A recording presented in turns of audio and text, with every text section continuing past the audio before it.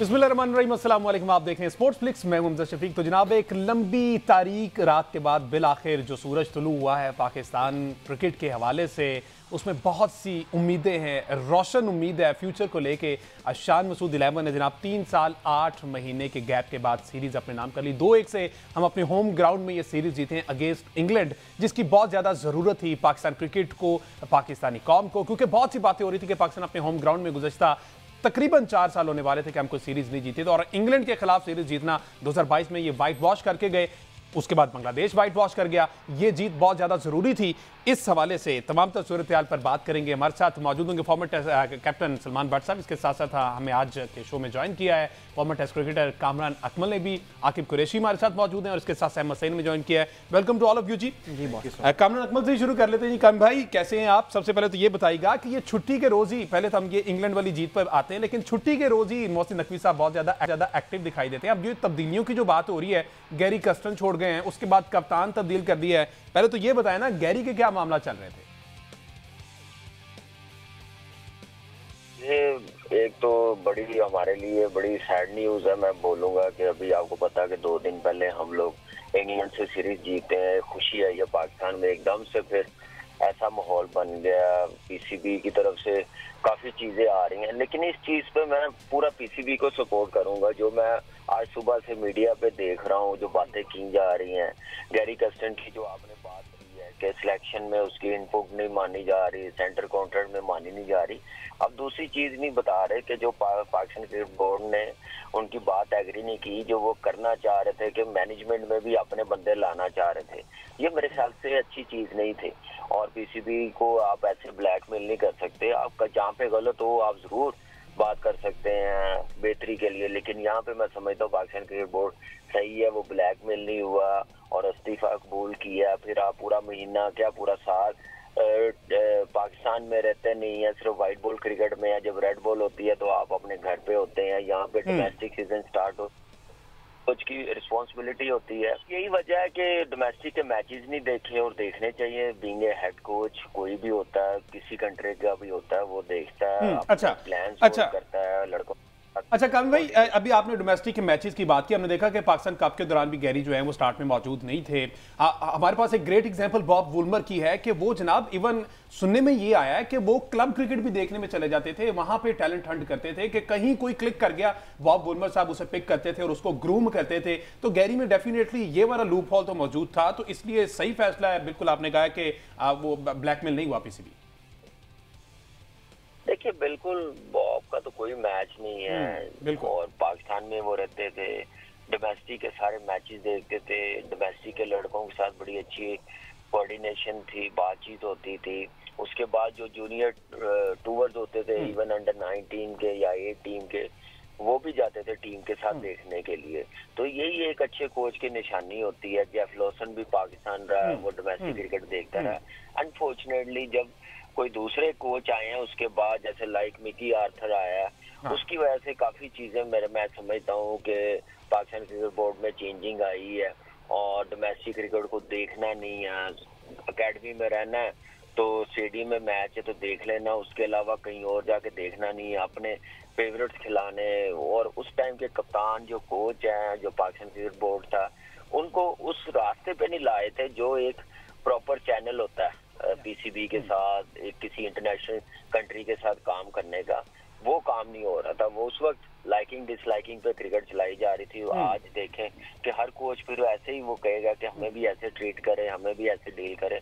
तो मेरे ख्याल से ऐसे हो नहीं सकता। आप देखें अभी टीम अनाउंस हुई है ऑस्ट्रेलिया टूर के लिए, हमने अपना बेस्ट प्लेयर, इम्पैक्ट प्लेयर मैं समझता हूँ व्हाइट बॉल क्रिकेट में, फखर जमान को छोड़ा नहीं है। उसने जो गलती की है, ट्वीट की है या पीसीबी के किसी ऑफिसर के खिलाफ उसने बात की है, तो इस पे कोई कॉम्प्रोमाइज नहीं करना चाहिए। हमने अपने प्लेयर्स की कुर्बानी दी है, बोर्ड ने अपने प्लेयर्स की कुर्बानी दी है। बिल्कुल तो ये बिल्कुल इसी तरह है। अच्छा अहमद सईद साहब, अभी कामी भाई भी फखर जमान के बारे में जिस तरह से कह रहे हैं, तो फखर के कुछ स्टैट्स भी आप शेयर कर रहे थे, वो भी जरा बताया ना फिर। अच्छा, इसमें देखें जो कामरान अकमल साहब ने ये कहा है कि सेक्रीफाइस किया गया इस स्क्वाड के अंदर, तो मेरा ये ख्याल है कि शायद इस अगर फ़खर ज़मान के हम इस केस सिनेरियो को देखें तो इसमें शायद हमें कहीं ये भी लग रहा है कि वो जो परफॉर्मेंस बेस्ड सिलेक्शन का क्राइटेरिया होता है वो भी यकीन कहीं ना कहीं कॉम्प्रोमाइज़ हुआ है, क्योंकि पिछली 19 जो उन्होंने इनिंग्स खेली हैं वनडे क्रिकेट में, उसके अगर हम रिकॉर्ड निकाल के देखें तो वो आउटस्टैंडिंग है। 864 उनके रन है, 50 की उनकी एवरेज है, 4 सेंचुरियाँ हैं उनकी, 2 50 हैं इसमें उनके, और 180 उनका जो है वो हाईएस्ट स्कोर है। तो मेरा ख्याल है कि अगर फ़खर ज़मान ही इस टीम का हिस्सा नहीं है तो यकीनन बहुत सारे ऐसे प्लेयर हैं जिनकी परफॉर्मेंस के ऊपर फिर क्वेश्चन मार्क खड़े हो जाएंगे अगर फ़खर ज़मान को इस टीम में नहीं रखना। तो अभी भाई सेकंड करेंगे इस बात से?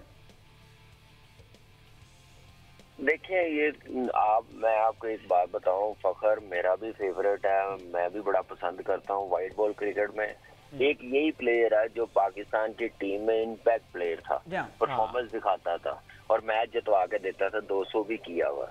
मैंने कहा ना, जब आप सेंटर कॉन्ट्रैक्ट में होते हैं ना और वो रेगुलर मेंबर होते हैं तो आप अपने अदारे के खिलाफ नहीं जाते, कोई बात नहीं ऐसे करते। तो वो मेरे ख्याल से उससे गलती हुई है, ठीक है, गलती की सजा मिलनी चाहिए, इतनी हाश नहीं मिलनी चाहिए। अगर आपने दी है तो फिर इसका मतलब ये है कि आप एग्जाम्पल सेट करना चाहते हैं कि कल को कोई और उठ के बात ना करे। तो यही वजह, यही चीज आज से 2 साल पहले 3 साल पहले हो जाती, जब ट्वीटें शुरू की थी, सोचे भी कोई ना।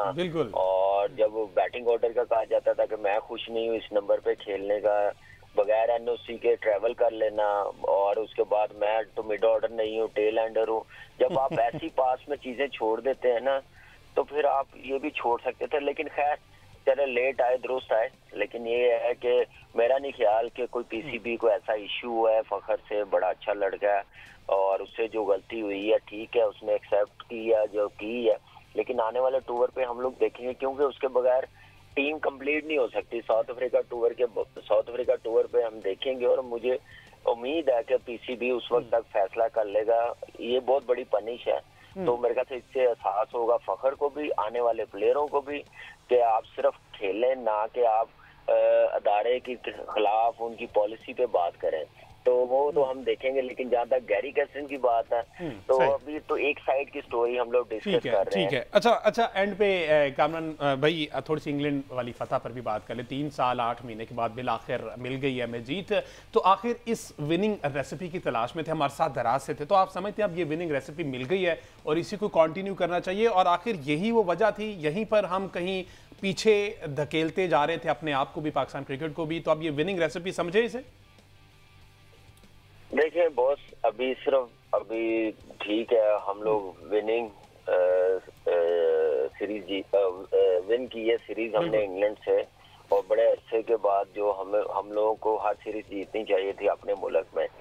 और एक छोटी सी बात सिर्फ मैं गैरी कैस्टन के मतलब कह दूं कि इस वक्त मेरे ख्याल से हमें पाकिस्तान क्रिकेट बोर्ड को सपोर्ट करना चाहिए, जो ब्लैकमेली में नहीं आया, कि वो अपनी मैनेजमेंट में बंदे लाना चाहता था, अपनी मर्जी की टीम अनाउंस करना चाहता था। लेकिन थोड़ा सा पीसीबी को, सिलेक्शन कमेटी को ये भी थोड़ा सा ऐसे करना चाहिए कि आप जो सिलेक्शन है 15 या 11 की, उसमें जरूर इनपुट कोच की और कप्तान की जरूर लेनी चाहिए। आप सारी चीजें सिलेक्शन कमेटी को नहीं दे सकते, उससे चीजें मजीद खराब होंगी। और जहाँ तक सीरीज की बात है, देखिए ये हम लोग अभी आप देखें कि अपने मुल्क में जीते हैं, हमारे स्पिनरों ने सीरीज जितवा के दी है। अभी तो हम नंबर 9 पे, अभी हम लोग एक सीढ़ी चढ़ रहे हैं, अभी बड़ा टाइम है, बड़ा कुछ पाकिस्तान की क्रिकेट में अभी साफ करना है, सेल्फिश माइंडसेट साफ करना है, लाइकिंग डिसलाइकिंग खत्म करनी है, पाकिस्तान टीम में भी, पाकिस्तान की क्रिकेट में भी, जूनियर लेवल पे भी ये बड़ा काम करने की जरूरत है। अभी एक स्टेप है, अब हम लोग एक सीरीज जीत के ना हम लोग सोचना शुरू कर देते हैं कि अब हम लोग वर्ल्ड चैंपियन बन जाएंगे। वर्ल्ड चैंपियन हम लोग बन गए हुए हैं। हमने उस सोच से ना बाहर आना, हमने अपना प्रोसेस बेहतर करना है, डोमेस्टिक क्रिकेट को रिस्पेक्ट देनी है, उनके परफॉर्मरों को खिलाना है, और उसके बाद आपने आई रखनी है कि डोमेस्टिक में मैचेस हो रहे हैं, जो लड़का परफॉर्म कर रहा है इस सिचुएशन में जाके परफॉर्म कर रहा है, क्या प्रेशर है उस पर। ये नहीं कि वो हाईवे पे बैटिंग कर रहा है तो 200 कर रहा है, जब मुश्किल पिच आती है तो कुछ नहीं कर रहा। फास्ट बॉलर है तो वो पूरी घास वाली पिच पे 5 आउट कर रहा है, जरा सी स्पोर्टिंग पिच आती है तो 1-2 आउट कर रहा है। तो ये सारी चीजें देखनी होती हैं प्रोफेशनली। सिलेक्शन कमेटी का काम है और बोर्ड का काम है, अपने जो बंदे वहां पे लगाए हैं, प्लेयर्स को बताएं कि किस इंटेंट के साथ खेलना है, डोमेस्टिक क्रिकेट कैसे जानी चाहिए, ऊपर क्या अप्रोच होनी चाहिए। ये सारी चीजें ग्रास रूट लेवल पे काम करने की जरूरत है। जूनियर लेवल पे आप देखें कि टूर्स करवाए तो जा रहे हैं, लेकिन 1-2 को सिर्फ नवाजने के लिए कि वो परफॉर्म कर जाए, वो परफॉर्म करके टीम में आ जाए, वो वहां पे भी यही चीज है लाइकिंग डिसलाइकिंग, ये सारी चीजों पे कंट्रोल करने की जरूरत है। तो वो एक दिन का काम नहीं है, एक सीरीज से जीत के नहीं होगा। अभी मेरे ख्याल से मुश्किलात बहुत हैं, लेकिन मुझे उम्मीद है पाकिस्तान में जितना टैलेंट है, जैसी अब टीम इंशाल्लाह। तो आपका मतलब है कि करने को अभी बहुत से काम बाकी हैं और पीसीबी मैनेजमेंट को चाहिए कि इस पर फोकस करे। एक ब्रेक लेते हैं, ब्रेक के बाद जब वापस आएंगे तो आकिब कुरैशी को हमने शदीद बुखार में बुलाया हुआ है, क्योंकि पीसीबी के मामलात ऐसे हैं, गर्मा गर्म बुखार के साथ साथ वो खबरें भी लेके एक ब्रेक के बाद उनसे जानेंगे। स्टे विद अस।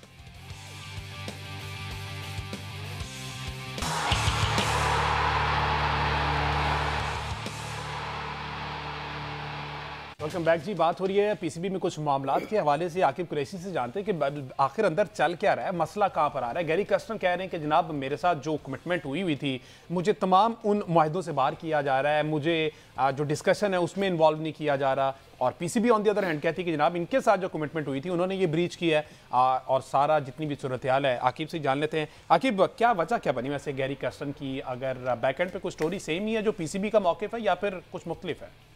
देखिए हमजा, गैरी क्रिस्टन का मामला है और पाकिस्तान क्रिकेट का बेसिकली मामला है, और यहाँ पर जो है वो सर्कस ना लगे तो ये हो नहीं सकता। पाकिस्तान क्रिकेट इस वक्त एक सर्कस है। विद इन अ मिनट्स आपको चीज़ें तमाम चेंज मिलेगी। एक मिनट में आपको कुछ मिलेगा, अगले मिनट में कुछ और मिलेगा। मामले से पहले आपको बता दूं कि कुछ दिनों बाद आपको जेसन गिलेस्पी का भी इस्तीफा मिलेगा। अच्छा, ठीक है, वो भी एक सर्कस लगेगा। हो सकता है कि आपको ऑस्ट्रेलिया के टूर के दरमियान मिल जाए, या हो सकता है आपको ऑस्ट्रेलिया के टूर के बाद, यानी कि 18 नवंबर के बाद अपने घर गए और वहीं रह जाएं। ठीक तो देखें, ये पाकिस्तान क्रिकेट है, ये शुरू से ही ऐसा होता है। ये कोई पहली दफा नहीं हुआ कि at the peak of time आपके कोचिंग स्टाफ ने जाने से इनकार कर दिया। गैरी क्रिस्टन का मामला क्या था कि गैरी क्रिस्टन को जब लाया गया तो हमें ये बताया गया कि गैरी क्रिस्टन इस कुर्रा अर्श पर वो कोच है जो दुनिया को फतह करके ही आपको दम लेगा। हमें ये बताया गया था, जो हमने सीखा, जो हमने पढ़ा, जो हमने कवर किया।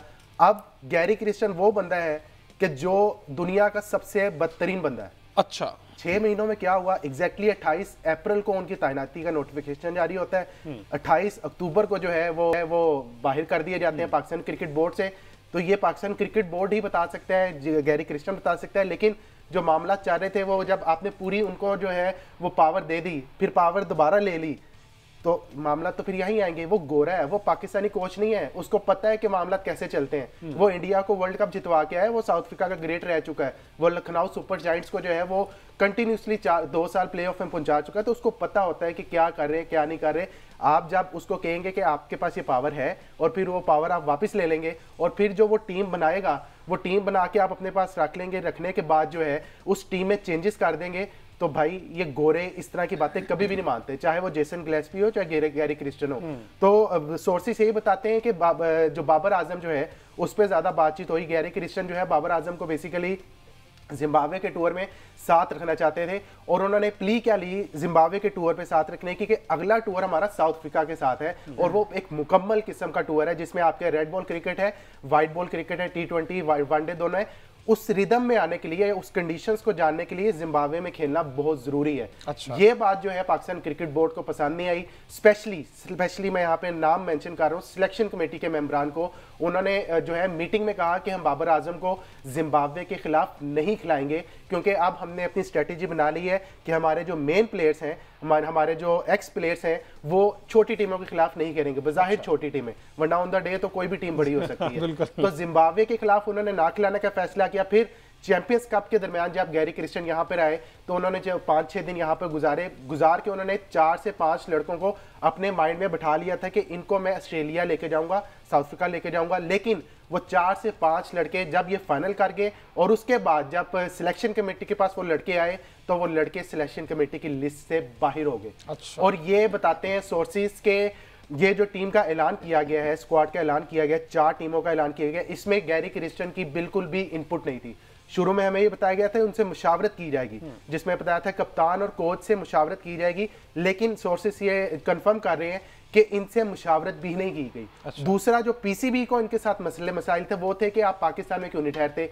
मुआहदा किया, बहुत अच्छा किया, लेकिन आपको नहीं पता था कि इनका ताल्लुक साउथ अफ्रीका से है, या वो कोई नए नवेले तो नहीं आए, 18 साल के तो नहीं है, उनका शनाख्ती कार्ड अभी तो नहीं बना, वो तो एक एक्सपीरियंस कोच है। तो आप उस वक्त देख लेते, वो जब कह रहे हैं कि मैं जाऊंगा अपने मुल्क सीरीज वक्त आ जाऊंगा, तो आप उस वक्त ना करते उनके साथ मुआहदा। लेकिन उस वक्त चूंकि गैरी क्रिस्टन दुनिया के नंबर 1 कोच थे, उन्होंने जो है आंखें बंद करके मुआहदा किया, और आज नतीजा ये है कि हमारे 7 लड़के आज सुबह ऑस्ट्रेलिया रवाना हुए, 4 दिनों बाद हमारी ऑस्ट्रेलिया के खिलाफ सीरीज है। हाँ। और हमारे पास व्हाइट बॉल का कप्तान जो कोच जो है उसने इस्तीफा दे दिया है और रेड बॉल का कोच जेसन गिलेस्पी उसको इंटरिम हेड कोच की जिम्मेदारी दे दी है। तो this is a circus, this is Pakistan cricket for you. अच्छा, इसमें हम ये आकिब भाई जो 28 अप्रैल से 28 अक्टूबर की डेट बताइए, इसमें एक 28 ये मिस कर गए हैं और वो 28 जो है वो आज आकिब भाई की ही मेहनत से बल्कि वो 28 निकला है कि गैरी क्रिस्टन के इन 6 महीनों के अंदर टोटल वर्किंग डे सिर्फ 28 बनते हैं। अच्छा। और गैरी क्रिस्टन ने तकरीबन अगर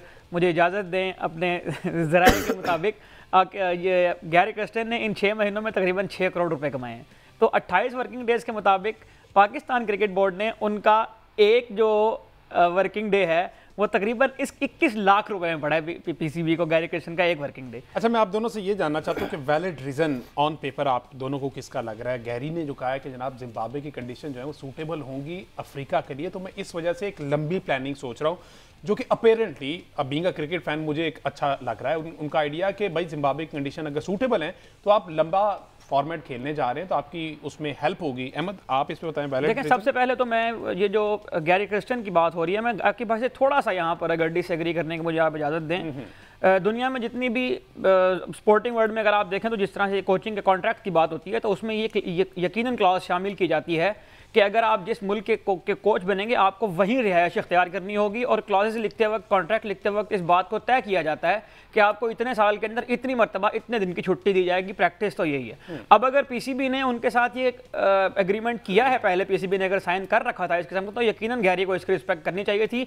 लेकिन अगर पीसीबी ने यहाँ पर लूप होल छोड़ा है और पीसीबी ने जिस तरह से हमारे यहाँ पाकिस्तान में गैरी को ना वो आदत पड़ी हुई थी उनकी, जो पहले थे अपने कोच वो जो पाकिस्तान आते ही थे, मिकी आर्थर की ऑनलाइन कोचिंग किया करते थे, उन्होंने कहा कि शायद मैं भी अपना दबदबा जो है रोब दबदबा इसमें डाल तो इसमें अगर पीसीबी ने यकीनन कोई लूप होल छोड़ा है, जिस तरह से हमारे यहाँ रिवायत है कि हम बंदा बुला लेते हैं और फिर चलो एक दफा बंदा आ जाए फिर उसके साथ बैठ के हम नेगोशिएट करते रहेंगे, अगर इस किस्म की सिचुएशन थी और वो कॉन्ट्रैक्ट के अंदर शामिल नहीं थी तो फिर यकीनन पीसीबी का कसूर है। लेकिन अगर एक क्लॉज शामिल थी कॉन्ट्रैक्ट के अंदर तो फिर गैरी को यकीनन इसकी रिस्पेक्ट करनी चाहिए। देखिए, इसमें ना बात ये है कि ठीक है, मैं बिल्कुल पाकिस्तान क्रिकेट बोर्ड से एग्री करता हूँ कि उनको जो मुआहिदा था, आल्दो के हमने अभी मुआहिदा नहीं पढ़ा, एग्रीमेंट नहीं सामने आया, ना सामने आएगा, आल्दो के अगर तो उसमें एग्रीमेंट में ये चीज शामिल थी तो क्या आपने पाकिस्तान में क्लब क्रिकेट हो नहीं रही, या जब उनके साथ मुआहिदा हुआ, एग्रीमेंट हुआ, तो उस वक्त आपको नहीं पता था या आप उसमें स्ट्रिक्टली इंप्लीमेंट करवाते कि आपने जो है पाकिस्तान में ही रहना है? ये 6 महीने बाद याद आया, ये मुझे जो है ना बड़ी समझ से बाहर है कि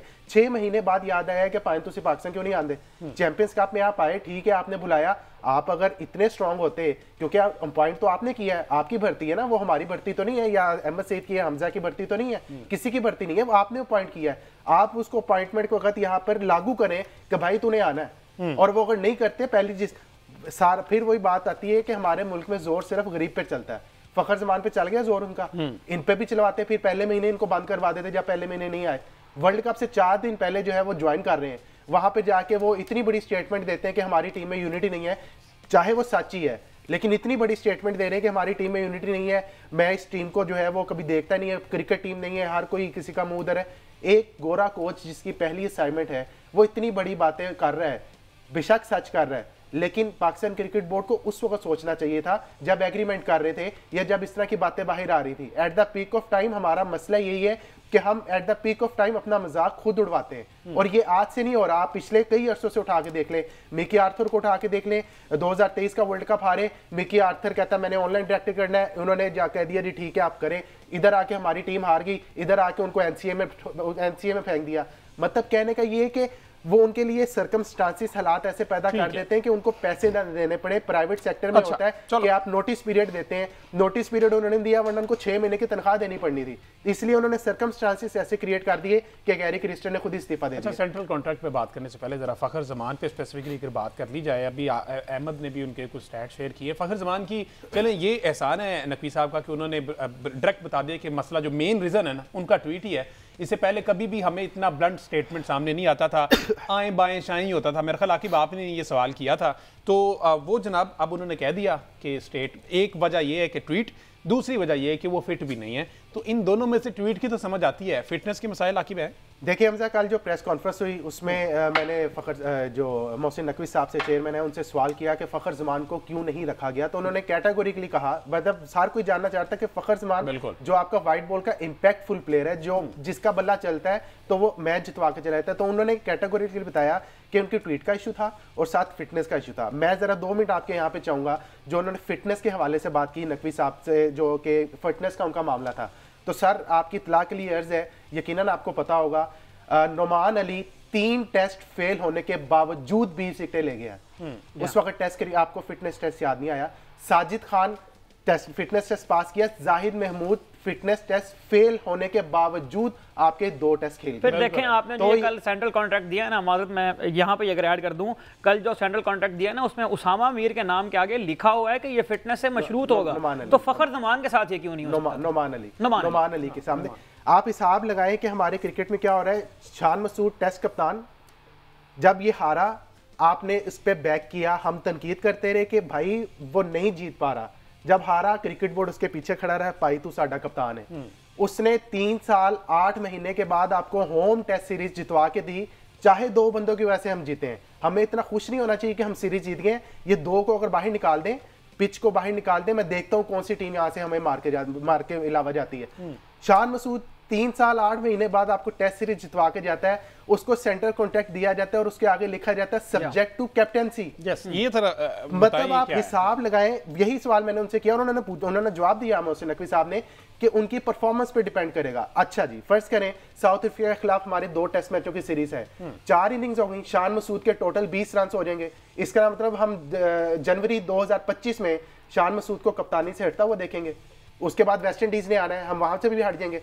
ये मोहसिन नकवी साहब ने, चेयरमैन साहब ने खुद कहा है, मतलब हम नहीं कह रहे, उन्होंने खुद कहा है कि उनकी परफॉर्मेंस की बेस पे जो है उनको ये हमने दिया है। इसका मतलब वो बी से फिर सी में आ जाएंगे, सी में डी में आ जाएंगे, और अगर उससे भी बुरा हो तो उनको सेंटर कॉन्ट्रैक्ट से भी फारिग। तो ये सर फजूल किस्म की तलवार लटका दी गई है, फजूल किस्म की, मतलब एक तलवार उनके सर पे है कि मैंने स्कोर करना ही करना है, और उस विनिंग कप्तान को जिसने आपको 3 साल 8 महीने के बाद सीरीज जितवा के दी है। टाइमिंग्स बेहतर नहीं थी। सेंट्रल कॉन्ट्रैक्ट में एक अगर आप देखें टेस्ट क्रिकेट क्योंकि बात हो रही है, तो आपको ये सेंट्रल कॉन्ट्रैक्ट ये भी जरूर बता रहा है कि पाकिस्तान क्रिकेट बोर्ड जो है उनकी कितनी दिलचस्पी है टेस्ट क्रिकेट में।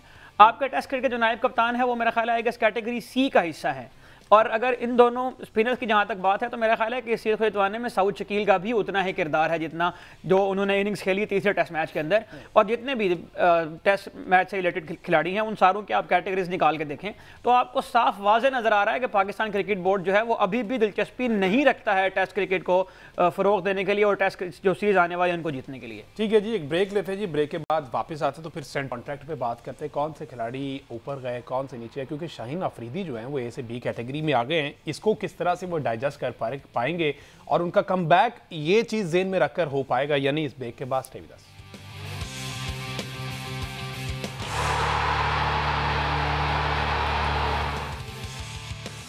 वेलकम बैक जी। बात हो रही है पाकिस्तान क्रिकेट बोर्ड में जो मामला चल रहे हैं, कुछ इस्तीफे आ रहे हैं, कुछ ट्वीट्स के हवाले से बातें की जा रही हैं और दीगर क्रिकेटर्स जो हैं वो उनकी सपोर्ट में हमें नज़र आ रहे हैं ट्विटर पर ही और दीगर सोशल मीडिया ऐप्स पर भी। हमें ज्वाइन किया है former test cricketer Azhar Khan साहब ने। अस्सलाम वालेकुम खान साहब। जी जी वालेकुम अस्सलाम। अजहर खान साहब कैसे मिजाज आपके, ठीक है? जी जी अल्लाह करम। अजहर साहब स्टार्ट कर लेते हैं ज़रा पॉजिटिव वे में, उसके बाद फिर कुछ चीज़ें हमने नेगेटिव भी बातें करनी है, नेगेटिव इन द सेंस कि तनकीद करनी है पाकिस्तान क्रिकेट बोर्ड के कुछ मामलात पर। इंग्लैंड के खिलाफ 3 साल 8 महीने के बाद हम सीरीज जीत गए हैं। सबसे पहले तो सम अप किस तरह से सीरीज को करेंगे, क्रेडिट किसको जाता है, कंडीशंस किसके लिए सूटेबल रही ओवरऑल, अगर आपसे मैं जानना चाहूँ तो?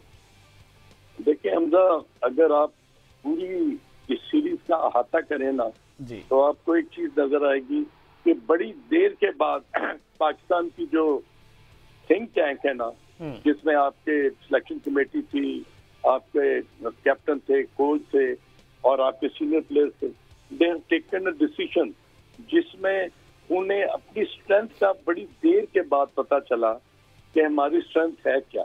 जब इस चीज पर उन्होंने वर्क किया ना, तो जो पहला टेस्ट मैच था वो 5 दिन उस पिच पर हुआ और फिर उसके बाद ये डिसाइड किया कि इसी पिच पर अब अगला टेस्ट मैच जो है वो भी हमें खेलना है और उसके लिए पंखे जो है वो और फिर हीटर जो है, ताकि टॉप जो है ना वो बाइंड ना कर सके, हार्ड ना हो सके, वो सॉफ्ट रहे।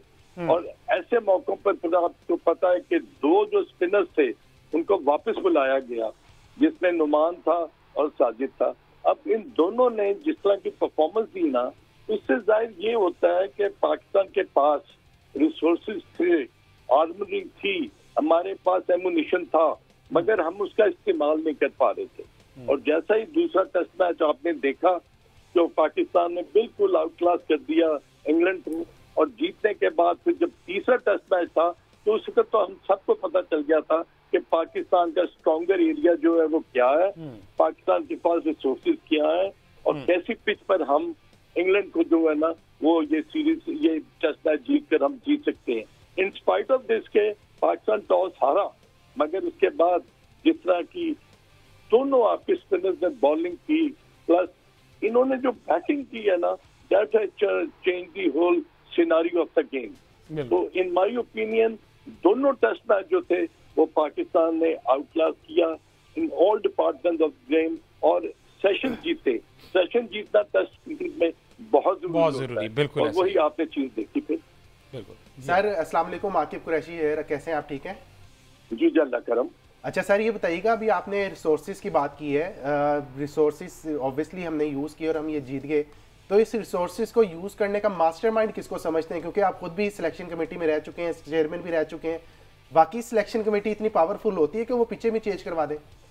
नहीं, मैं आपको बताऊं कि सिलेक्शन कमेटी का काम जो होता था ना, वो टीम को सिलेक्ट करना होता था। 15 किए, अगर होम सीरीज में आपके कॉन्ट्रैक्ट में ये मेंशन है कि आपने 11 अनाउंस करने हैं, तो आपका चेयरमैन सिलेक्शन कमेटी जो है ना वो, और आपके सिलेक्टर्स वो टीम मैनेजमेंट के साथ बैठ के डिसीजन लेते थे। अब जो आपका सवाल है उसमें I think credit must be given to the selection committee, जिन्होंने आउट ऑफ द बॉक्स जाके ना ये डिसीजन लिया। हम एक टेस्ट मैच हार गए थे, और आप देखें कि उस टेस्ट मैच हारने के बाद कितना ह्यू एंड क्राई हुआ, कितना रेडिक्यूल किया गया पाकिस्तान टीम को। तो उस सिनारियो में कब बैक करना उस पिच पर, जो कि ऑलरेडी 5 दिन आप खेल चुके थे, तो मेरा अपना यह ख्याल है कि टीम मैनेजमेंट को और सिलेक्शन कमेटी खास तौर पर, आई थिंक कि मे बी के लोग आकिब जावेद का नाम ले रहे हैं, मेरा ख्याल है कि उसमें अलीम डार का भी जो कंट्रीब्यूशन है वो भी हम ना भूलें, क्योंकि वो अंपायरिंग करते रहे हैं। उन्हें जो वो 22 यार्ड्स पर जब खड़ा होता ना आदमी, तो उसको बॉल की हर इंटेंसिटी का पता होता है कि गेंद कितना ब्रेक हुआ है, कितना बाउंस हुआ है, कितनी उसकी लेटरल मूवमेंट थी, कैसा उसने ऐसी पिच पर बिहेव किया। तो I think it was a accumulative effort from Pakistan selection committee, और उन्होंने उसको फिर अपना एग्जीक्यूट किया और प्लेयर्स ने, और उसमें नुमान का और साजिद का जो कंट्रीब्यूशन है कि 39 विकेट्स इन्होंने दोनों किए, दोनों स्पिनर्स ने इन 2 टेस्ट मैचेस, एक सिर्फ जाहिद महमूद के हाथ आई। तो अब आप इस सिनारियो में अगर देखें तो ये क्रेडिट टीम को जाता है, प्लेयर्स को जाता है, कैप्टन को जाता है, सिलेक्शन कमेटी को जाता है। On the whole Pakistan cricket board should also be complimented for this effort. बिल्कुल इसी तरह है, और ये सारी सूरत हाल बिलाखिर पाकिस्तान को जीत जो है वो नसीब हो गई, और इसकी बड़ी असल ज़रूरत थी खान साहब। अच्छा खान साहब, दूसरी जो बड़ी खबर ये गैरी कर्स्टन के हवाले से आ रही है, उस पर भी मैं आपका कमेंट लेना चाहूँगा कि माजी में भी आपने कोई ऐसी मिसाल मौजूद है कि जो मुआहदा किया हो उससे कबल ही जो हेड कोच हो, फॉरनर हो, वो पहले से गिव अप कर दे कि जनाब मेरे हाथ खड़े हैं, अगर मेरी बातें नहीं मानी जाएंगी तो आई एम गिविंग अप, मैं छोड़ रहा हूँ। तो इस तरह की कोई माजी में मिसाल है? देखिए Hamza, Gary Kirsten is a totally different personality. वो आपको पता है कि जब वो वर्ल्ड कप में गए तो उसके बाद जब वापस आए तो मीडिया में भी बड़ा हाइप बना कि गैरी कर्स्टन ने बहुत सारी चीजें जो है ना उसके बारे में जो अपनी राय दी है, यूनिटी नहीं है, फिटनेस नहीं है, बिल्कुल हो गई। और आपको भी पता है, हमें भी पता है कि उसने पाकिस्तान क्रिकेट के बारे में क्या अपने जो ख्यालात थे वो जाहिर किए। अब यहाँ पर अगर आप कंपैरिजन करें ना, तो गैरी कर्स्टन को जब बिल्कुल ये पता चल गया कि मुझे सिलेक्शन से भी, मुझे कोचिंग रखने में भी, और मुझे थिंक टैंक में बैठकर अपने ख्यालात का इजहार करने पर भी मेरे बाहर लग गया, तो वो जो साउथ अफ्रीकन है ना, यहाँ कोई बुरा आप कह ले, तो ऑलवेज टेक अ डिसीजन जिसमें वो समझते हैं कि वी आर नॉट बॉदर्ड कि यार हमारे बारे में कोई क्या सोचेगा। वो ये कहते हैं कि जब एज अ कोच मैं टीम के बारे में, टीम की सिलेक्शन के बारे में और टीम के थिंकिंग के बारे में अगर मैं बात नहीं कर सकता, this is a high time for me to quit and sit back in South Africa. तो आई थिंक वो उन्होंने पाकिस्तान की जो सिनारियो था ना क्रिकेट का, उसको सामने रखते हुए ये डिसीजन लिया। और ये डिसीजन आपके सामने है कि दे आर नॉट बॉदर्ड कि उनका 2 साल का कॉन्ट्रैक्ट था, 1 साल का कॉन्ट्रैक्ट था। तो मेरा ख्याल है कि जब सिलेक्शन कमेटी को इतना पावरफुल बना दिया ना कि जिसमें तमाम डिसीजन उन्होंने लेने थे, तो फिर वो कोच कहता कि मेरा तो अब कोई काम नहीं है, मेरा ख्याल मुझे तो घर ही बैठना चाहिए। अच्छा, दूसरा मैं आपसे ये भी जानना चाहूँगा, क्योंकि अब ये सारा का सारा क्रेडिट जो है वो आकिब जावेद को जा रहा है और उन्हीं का इनाम भी आगे आ रहा है। अगर वो फर्दर आगे फ्यूचर में करते हैं तो समझते हैं फौरी तौर पर इनका रिजाइन एक्सेप्ट करना ये ज़रा आकिब जावेद साहब के लिए भी जो है वो फ्लोर खाली करवाया जा रहा है? नहीं, देखिए इसमें ना डिसीजन मेकिंग जो है ना, अगर गैरी कर्स्टन ने अगर क्विट किया है और उन्होंने एक फैसला किया है तो उन्होंने उसके प्रॉस एंड कॉन्स जो है ना वो जरूर देखे होंगे कि यार मेरा अगर मेरी जो कंट्रीब्यूशन है एज अ कोच अगर पाकिस्तान टीम के लिए बेहतर नहीं है तो why should I bother about it. मेरा ख्याल है मैं घर बैठूं और मैं क्विट कर जाऊं, मैं रिजाइन कर दूं। अब अगर आकिब के जहन में ये चीज थी कि गैरी कर्स्टन छोड़ेगा, मगर आकिब को ये तो नहीं पता था, तो मेरा अभी तक जो आकिब ने अपनाया ना, I think he carries on as a convener of selection committee और वही जो है ना आगे बढ़कर डिसीजन अगर ले रहे हैं, बिल्कुल ये उनके अकेला का नहीं है, ये सारे लड़कों का भी डिसीजन साथ है डेफिनेटली। और दुआ यही कि पाकिस्तान क्रिकेट ये जो है ये बेहतरी का फैसला हो, गैरी भी बाहर जाएं और दोबारा से जो भी हेड कोच होता है वो पाकिस्तान के हक में बेहतर हो। कल के प्रोग्राम में हम सलमान भट्ट साहब से बात करेंगे, जो स्क्वाड अनाउंस हुआ है जिम्बाब्वे और ऑस्ट्रेलिया के लिए, इस पर बात करेंगे कल के शो में। आज के शो से